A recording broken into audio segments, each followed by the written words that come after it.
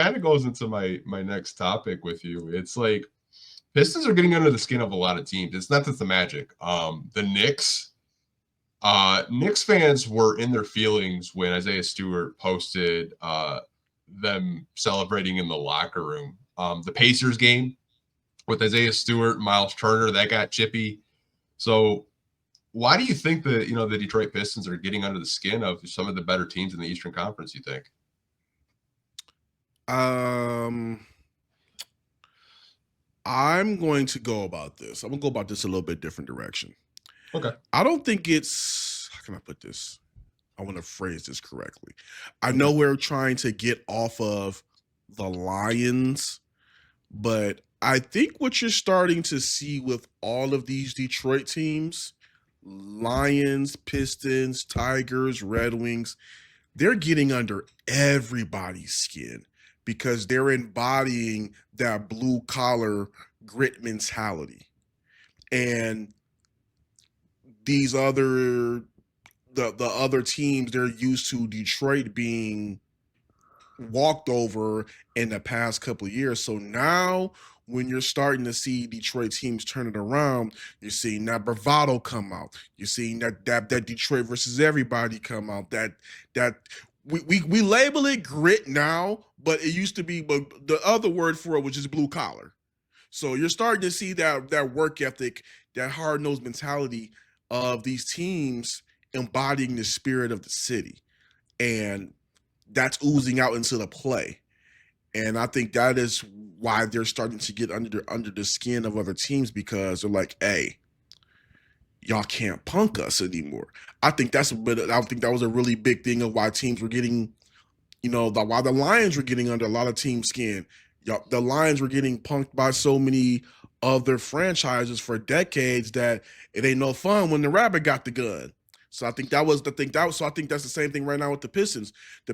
You were used to teams coming in here and resting your starters, or you got guys like Jaylen Brown just saying like, hey, whatever, we could throw our bench players out there and beat them. Can't do that. Can't do that no more with this team. They're learning how to win.'re learning how to close games, and I think that's what's really getting under the skin of teams, that they can't underestimate Detroit anymore. They now know that when they go against the Pistons, they have to play their A game. And I believe that comes from the top down. They have a coach that is demanding it out of them. That's demanding that they not only play their best game, but they play with that edge, that nastiness. I mean, well, to paraphrase him, it was a couple of weeks ago when after that Pacers Pistons game, when he was asked about the rivalry coming back, JB Bickerstaff is like, if you basically paraphrase, but y'all on that kind of time, all right, let's go there.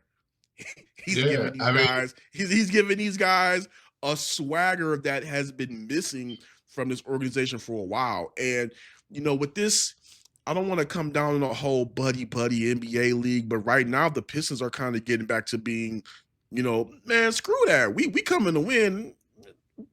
Whatever. Let's get to it. That's rough. That ruffles feathers.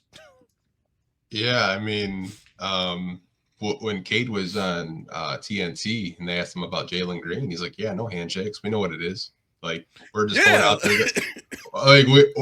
We're going out there to compete. We're going out there to punch you in the mouth. And if you don't like it, you don't like it." And I think with the Pacers thing, man, like it wasn't just the players. Like JB Bickerstaff and Rick Carlisle were like yelling at each other, like in their faces, like, at the coaching line at half court. Like they were getting into it.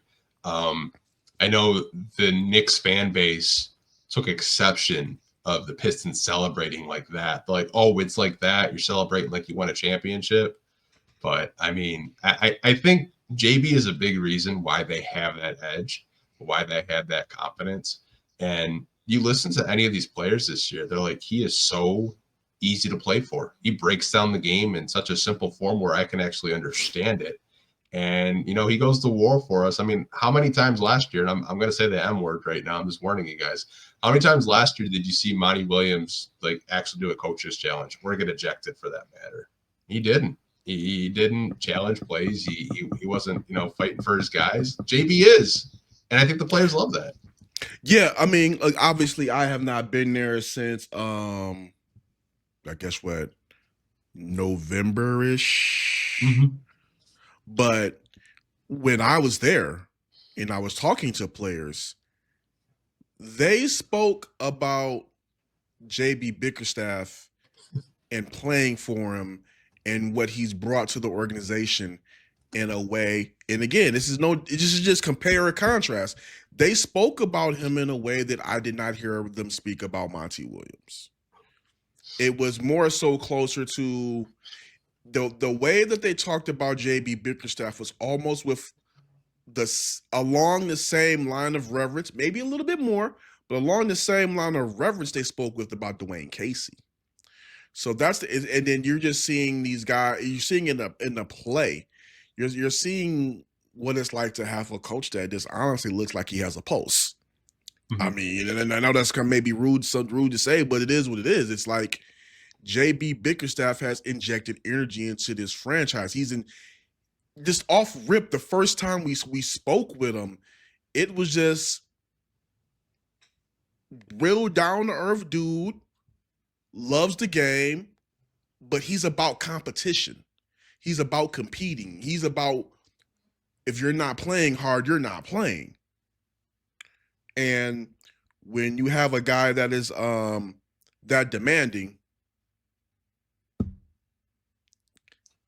you're starting to see the fruits of the labor.